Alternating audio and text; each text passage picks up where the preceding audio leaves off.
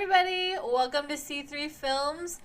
Today we are doing an episode of It Wasn't That Good on A Quiet Place Part 2. So we're going to be going into some spoiler territory right now. If you haven't seen it yet, go ahead and watch it first. Watch the first one first, then the second one, then come back here. You got some homework. So I'm Cheryl, and this is Chris. Let's get talking. Yeah, I don't even know where to start with this movie. You know what? I'll actually start with the things that I like about it, because this is becoming a common thing when we talk about movies and it wasn't that good, where most of the time I feel like I always tell you the same thing of how I like the opening. Like, I usually like the opening of all these movies that we talk about, regardless of where they end up. And I think it just shows that people have really good ideas for how to start their movies, but they might not necessarily know how to end them, which we're going to also talk about. And this movie in particular has a really amazing, fun, high-octane opening that just gets the blood pumping, and is capped off by an absolutely great transition from the past to the present, and then we're back into the end of the first movie, and then the credits come up. It's phenomenal. It's so good. I couldn't agree more. I really loved the opening as well. I was like, wait, is this the first movie? But then I was like, no, because it's not apocalyptic. It's just empty. And I don't know if you noticed that in the first movie, in the opening, there's a street light on the floor, and the lights look predominantly red because they're not on. But then in the opening of the second one, the light is green. So to me, I was like, that's like contrasting that, like, right now in this scene, we're starting with everything is like good, like nothing bad happened yet. But yeah, I agree with you. I think it's awesome how we get to see it's kind of like Fear the Walking Dead, where like first you get The Walking Dead, and then you get Fear the Walking Dead, where you get to see like the part where it all began and like how everything became the way it was in the first movie. And then like you said, we transition right into where we left off in the first movie, which I thought had every opportunity to be really amazing and really awesome and have two really badass females kicking butt with the younger kid and the baby and everything, but that's not what we get. Instead, I get disappointment because not only did they unravel the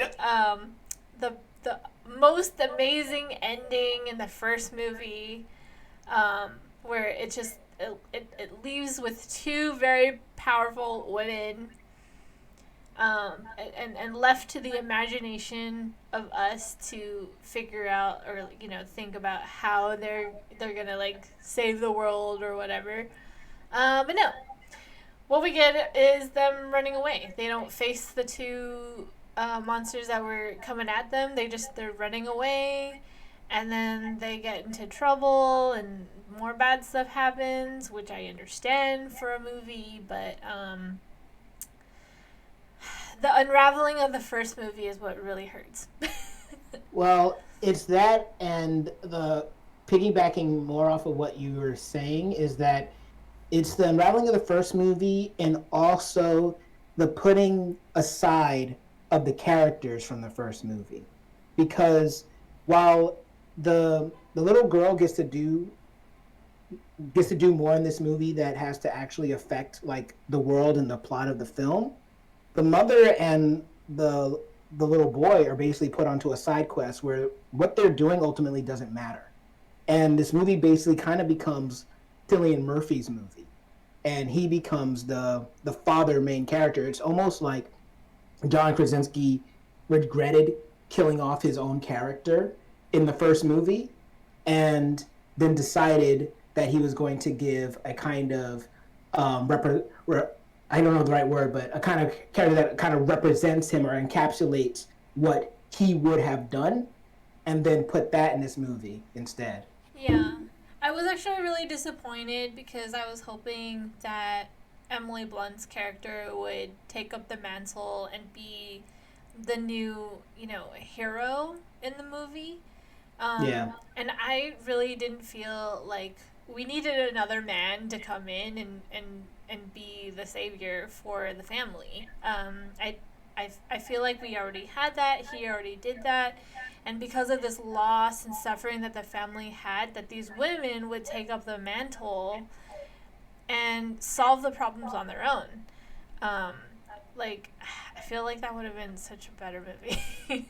Well, part of what you're saying is absolutely true because the thing about it is that these characters from this first movie, if we're going to continue their story, then let's continue the story with them. For instance, I don't mind the little boy being scared and growing into a man and learning how to protect his mom. That's cool. He was a coward in the first movie. By the end of this movie, him being like, strong works. The mother, by the end of the first movie, she had agency. She was ready to become the leader of the family now that the father has died. And when the daughter leaves on her own, the mother doesn't go after her. It seemed weird to me that the mother and the writers didn't choose, or the writer being John Krasinski in this case. The first movie had two writers as well as John Krasinski, and both of those writers were removed, and the writer for this movie is only John Krasinski, so that's important. But he decided that rather than have this story be about this mother and daughter, who also didn't get to spend that much time interacting with each other in the first movie, rather than make this movie kind of about their interaction where she would go after him and then basically tell Cillian Murphy's character to stay behind and watch the son or whatever, which is fine, they chose to do the opposite and make this character, who seems to be a very proactive character, ask this person who used to be a friend, trust this person to go and get her daughter rather than her get it herself, which felt weird. But then you're like, okay, well, maybe it's because she wanted to stay behind and watch the kids.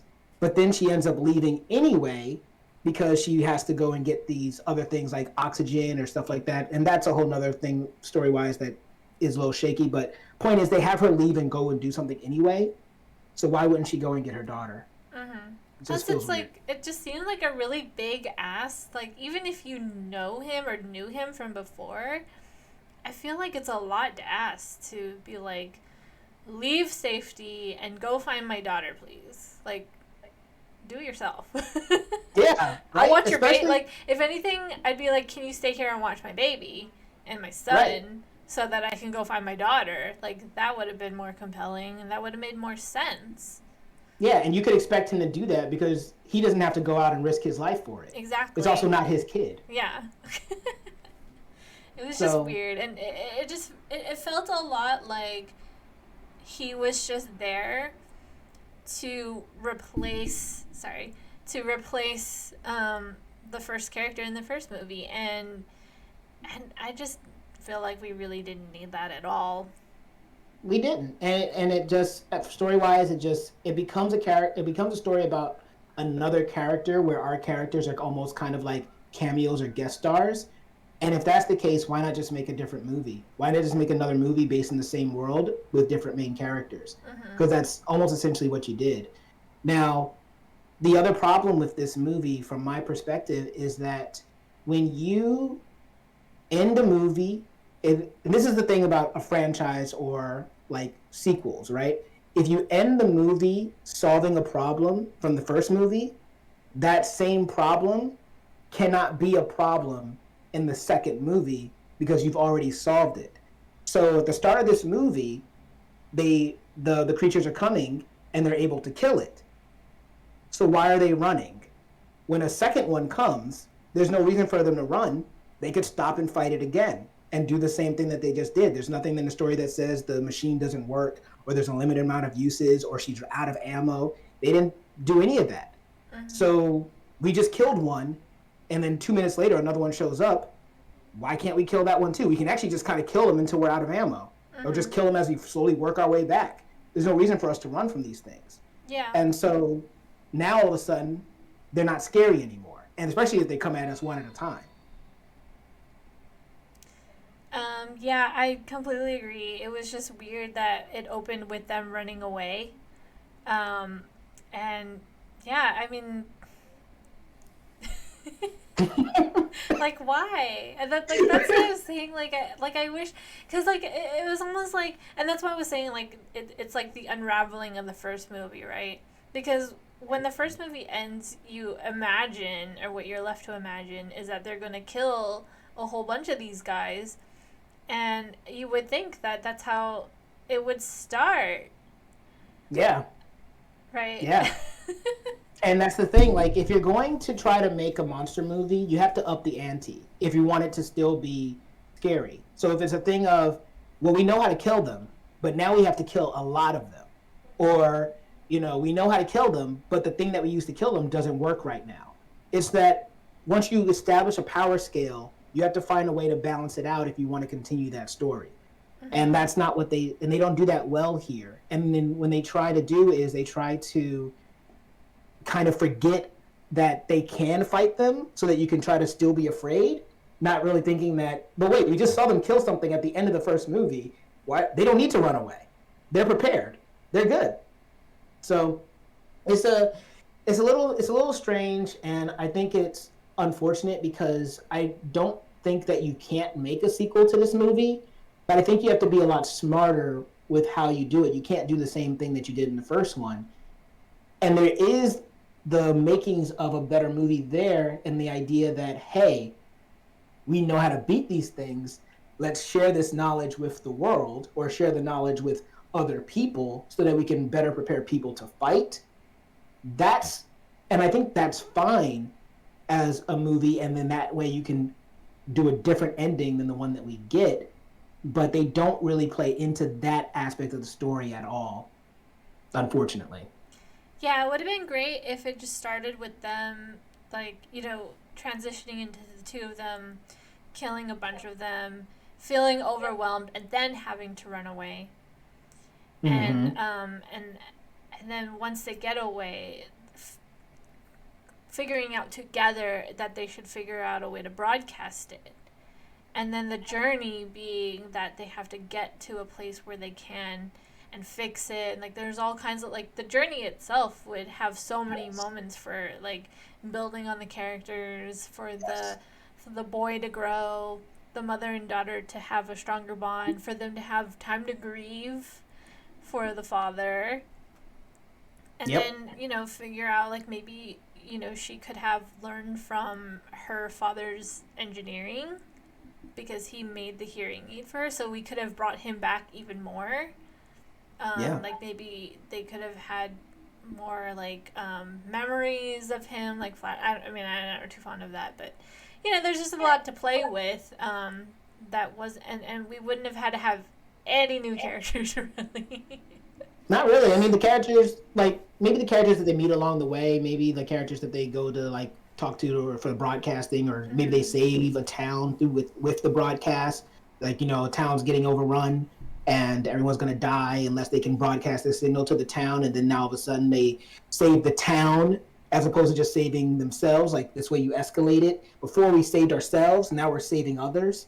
And then you can actually have a kind of still kind of similar type ending, but now you multiply it. So instead of just it's the mother like cocked and ready to load, it's this whole town cocked and ready to load, and it's like, yeah, this we're about to take this world back. That could be hype. And we're about to tell you guys what the ending that we got was, but it's significantly more downplayed than that. And it fizzles. It doesn't feel nearly as good when it ends. I mean, Cheryl, you guys won't see it in this segment, but we were talking about an open discussion for the first movie, and I brought up the ending of this one. Cheryl couldn't even remember how this movie ended, and we just watched these movies like within the week. A couple days But ago. yeah, It just wasn't so memorable, so I didn't remember it. It just had such little significance because, like you said, it's basically the same ending as the first one, only it happens with two groups, yeah, and we actually see them get killed. yeah, Like the monsters get killed. Whereas the first one, you're left with a wild imagination. Yep, they kill one, but then the other ones are on the way, and then you get to imagine, oh, they're about to battle this. And my other issue with the movie comes from the fact that the first one felt very smart in how it was written with the characters. The characters understood how this world worked, and therefore they made decisions that were based off of living in this world. Like you were talking about the something as simple as Monopoly pieces. They're soft pieces instead of hard pieces. And so when two major things that happened in this movie that bother me, one being when the little boy decides to leave the safety of the underground lair to go out and do nothing. I mean, one, it goes against his character because he's a scaredy cat. He didn't even want to leave to go with his father in the first movie to go to like the waterfall or wherever they were going. So, but now you want to believe that he's brave enough to like venture outside by himself and explore on a bad leg that his mom had to leave to go get medicine for, by the way. He shouldn't be walking. Whatever. But so I don't understand why that boy does that other than you want the character to do something stupid so when the mom comes back she has something that she has to deal with. But that doesn't feel good writing wise. It just makes you angry at that character because you're like, what are you doing? And then the second one being that when they get to the island that they're trying to get through, the daughter and Cillian Murphy's character, they don't immediately go to do the broadcast. They literally stay overnight. And you're thinking to yourself, if you were thinking that your brother and your mother are still living out there by themselves in this dangerous world and you don't know if they're safe, not to mention anybody else could be dying at that point in time, why wouldn't you get there and immediately say, hey, look, we have a way to solve this problem. Can you show us where your broadcast tower is right now? Yeah, I 100% thought it was incredibly dumb and out of character for the boy. I literally wrote down stupid boy. he makes noise and then he locks himself in the furnace, like double dumb. And also why there's no reason for him to have gone up there and looked around in the first place. He didn't even discover anything. He didn't discover anything that moved the story forward. There was no motivation at all. It accomplished nothing but to give, like exactly what you said, a reason for his mom to come back to trouble and lose an oxygen tank. I went through all that trouble. I had two. I love this bag myself. She had to carry them all the way back. I'd be so, as a mother, I would be so mad. Right? Slapping you. I'm slapping you. You have to stay outside by yourself for a whole night. Oh. Yo, that'll teach you. Yo, Tiger Mom. Remember what happened to your little brother? Oh, yo, Cheryl. That's some rage right there. Yeah, this is why I'm not having kids. She did. She would put them in situations where they could die. I've seen how they are in the movies. I don't want that. Oh God. But yeah, you're right. I mean, it's frustrating because the rest of the first movie was so tightly written and felt realistic, and then we didn't have those dumb, like, we see these things in horror movies that are just regular horror movies and we're used to them, and we still yell at the characters in the horror movies and we're like, whatever, fine. But it felt different with A Quiet Place because the first one, there wasn't any of that. There wasn't any of those moments of the decision that you, the character, are making is so stupid right now. Why would you do it? It was more like you were doing everything in your power to survive, and I appreciate the fact that the things that are happening around you are outside of your control, and you're just trying to roll with the punches. So when you watch the second movie and they do like kind of standard horror tropes, it doesn't feel great. Mm-hmm. And that's something that I like really strongly believe is that I don't believe that characters need to do stupid things to drive a story forward. Even the villains. I feel like the best stories are told when the characters are forced to make stupid decisions or forced into decisions where or choose between two bad decisions. those are the best stories.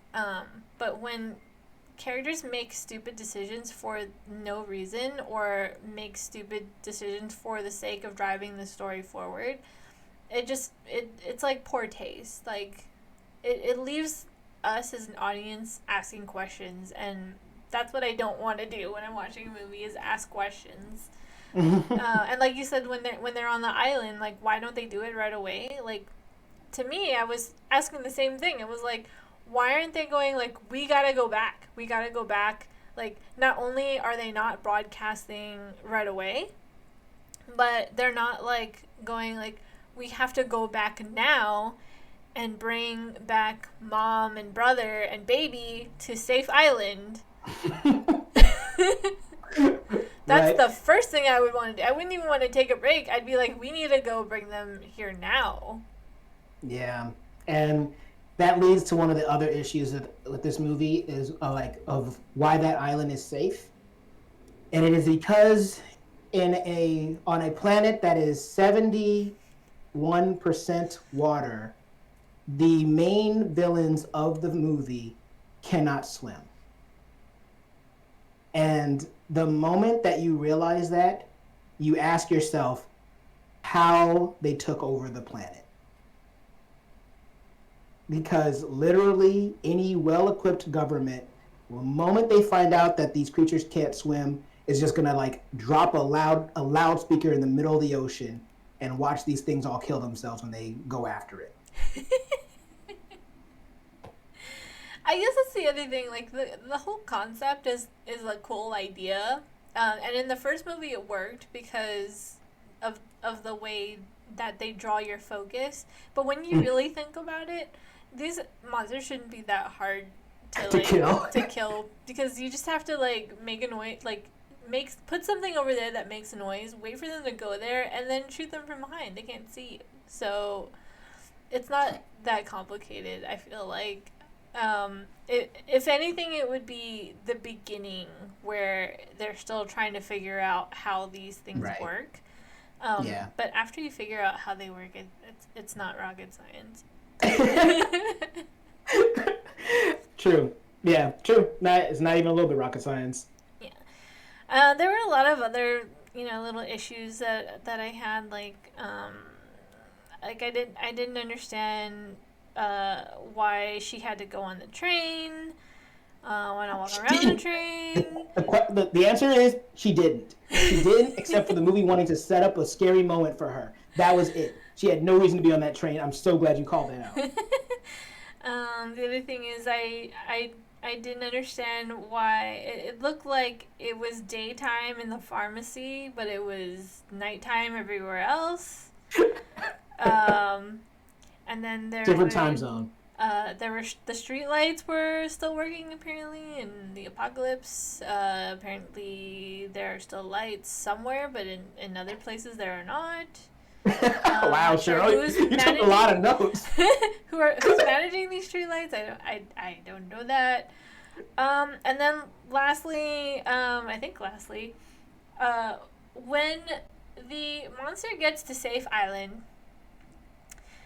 why do they go to the one place that they can't let it destroy? Why do they leave it there? Why don't they be like, okay, you go that way and distract the thing while I go that way and broadcast the thing so that you can kill it without any issue, and neither of us will have any issue because he'll be over there and I'll be over there and we can save everyone. So, I didn't actually think about that. There was too many other things I was like upset about. I did not actually think about why are they going to the one place they can't let the creature destroy. Oh my gosh.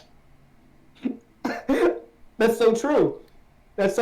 And yeah, and even the reason that the creature ends up there is by accident. It's not through anything that happens in the story that someone does or decisions that are made. It's like it jumps on a boat and then stays on the boat for the entirety of the time without hearing a sound in the ocean and just jumping in. Didn't hear anyone talking. They didn't hear anyone. But if Emily Blunt is sleeping, Emily Blunt is sleeping in a supposedly soundproof area. I'm gonna remove the lid off this baby box and wait for her to wake up. Right? Oh my gosh. Yeah. And that leads us to the ending. We've been dancing around it for a little bit. Now we get to talk about why it just is just so flat. And like Cheryl was saying earlier, where it's the same ending as the first one, it also falls flat because it falls flat basically because of that, because we've already seen that ending. And there's no way that we raised the stakes and found a credible way to make this story feel like it needed to happen. And so when they try to end it in this kind of awesome way that gives you the same feeling that you had when the first movie ended, you end up with the feeling of it just fizzles, and for one of us, just completely forgettable. And I think that's one of the biggest like things about this movie is just that a lot of it, unfortunately, while there are good moments, it's very forgettable. Literally, the last thing I remember is why are they going to the radio station? After that, I just I couldn't remember anything because I was so distracted by that worst idea ever. And yeah, and they're only going to the radio station because of the fact that they're being invaded right now. It's not even like, fine, they didn't go that night, but they also didn't wake up in the morning and think, yeah, let's go to the radio station now. But that's because the movie wanted it to be a climactic showdown. And the things that we're talking about, there's not a problem with wanting to have these things for your film, but you have to earn them. You have to make them smart. You can't make things happen just to make them happen if they go against the logic of the characters in the film that you've established so far. So you can find reasons to make things happen in a way that still does what you want to do, but you have to be smart about it. You can't just do it just because then you get a fizzled out ending that doesn't feel earned or worth it.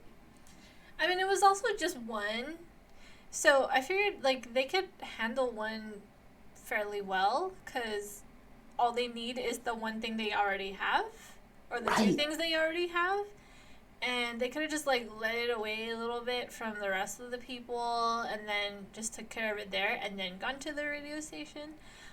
The other thing they could have done was they could have had several of them figure out a way how to get onto that island where it's so overwhelming that they're forced to have to rush to the radio tower so that they can broadcast on the island and help everyone else take care of the multiple creatures that were on the island. But no, it's just one guy. Yeah, you're right. And as we've already established, one is not a problem. We've killed one. We killed one-on-ones before within this movie alone, not including the last movie. So you're right. When one gets on there, why don't they just immediately grab her weapon and then just kill the one and then go to the radio tower? So the logic of the movie is broken from what it already established within this movie as well, not even thinking about the first movie. It's a good point. Two things that I want to bring up, just so that I'm not completely bashing on this movie. The editing of the movie is really good. I love the editing. When we do have the edit at the end where we're cutting between the daughter and the son, I do at least like them. I do like the imagery, and the other part that I really liked that was based around editing was the editing in the scene where it's going between Cillian Murphy on the docks with the dock people, and I think it's the mother, and it's cutting between a couple of different places, but with the music, I think at least it looked good, even if story-wise it might not have been working, but I think a lot of the editing is really strong in this movie, so I wouldn't put that against it. Yeah, actually, going back to the opening scene, really enjoyed the way they showcased the girl and her point of view as a deaf person, where they didn't have any sound at all, and that kind of brought me into her world and her point of view of how she is living in this world, and experiencing it a disaster from from her point of view. Right. No, that's awesome. It's really good. And that's another cool way to just play with sound. I also like the callback of dive, where you see in the beginning of the movie he asks, "How do you say dive?" And then at the end or near the end, he does that with her, so he can tell her what to do, and it can save her life. So there's little things in there that I do like. The score I feel like is basically the same score from the first movie. I don't think that there was much that was different, and it's serviceable. It works. I loved it in the first movie, and for what it's used for in this movie, I think it still works. But yeah, But yeah, just kind of comes down to writing. The story needs work. A lot yeah. of work. Mention it, and I didn't know this, but the two writers that were on the first movie were like up and coming writers, and they worked on a really good movie, but then Hollywood didn't bring them back for this movie, and I think that that's really unfortunate that you work so hard to make a good movie, and they don't think to bring you along if they decide to make a sequel. Yeah, that's unfortunate. Yeah. The whole thing is a So little unfortunate. I think it's probably going to go down as one of those where I'm just going to pretend that the sequel didn't exist. yeah, just watch the first one and live with that, and let that be the only thing in your memory. So, but we're running up on time here. Is any other last little thoughts you want to get out that you weren't able to say yet? Yeah, one thing. The dogs, they always know. Yeah, they do. Any disaster movie or any monster movie, always look at the dogs, and if the dogs are acting crazy, you better pack a bag. It's time to go. Oh man, but what do you guys think about Quiet Place 2? Were we being too hard on it? Did you guys enjoy it as just a popcorn flick? Did you see it in theaters? Whatever you thought, comment below. Let us know. And while you're down there, if you give us a like, share, subscribe. Even if you don't, though, I have been Chris, and this has been Cheryl, and we'll see you all next time.